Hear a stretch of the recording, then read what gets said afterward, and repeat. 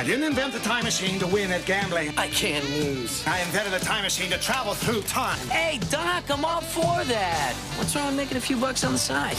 I continued watching the Back to the Future series in celebration of the franchise's 40th anniversary this week. Part 2 is probably my least favorite of the three films. Don't get me wrong, there are elements of this movie that I love. For example, its unique but completely inaccurate depiction of the future. I was so excited to see flying cars on the big screen and so disappointed when they didn't become reality by 2015. What I don't like is how this movie shoehorns in new character traits that really should have been introduced in the last film, like Marty getting worked up about being called chicken or Biff's recurring encounters with and hatred of manure. These feel false and clunky to me, and I think they distract from the main story in both the sequel films. But as I said, I do like the future sequence overall. I can even get behind the dark timeline 1985 after Biff changes the future. This second act is both weird and cringy at times, but I did notice certain parallels between the rise of Biff Tannen and another prominent capitalist currently in charge of the most powerful country in the world. So in a way, Robert Zemeckis did predict the future accurately. But what I dislike the most about Back to the Future Part 2 is the way its third act retreads the exact same concluding events of the previous film.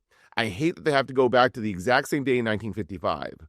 I know that they were excited about this technology that allowed Michael J. Fox to play multiple roles and double up on his past self the way they show it. Like this guy didn't do enough work in the first movie. But this becomes so boring and repetitive. I think it would have been better for old Biff to travel back to his own 21st birthday when he can actually start making bets. What's the point of giving the teenaged version of himself this incredibly valuable sports almanac to hang on to for 3 years? I think it would have been a better movie if Marty and Doc had to go back to the year 1958 and prevent Biff from making that first bet. It would have made for a much more unique and interesting story. Because any way you take this, you could always end the movie the way it actually does end, with the DeLorean being struck by lightning and traveling back to the Old West. But yeah, Back to the Future Part 2, not my favorite.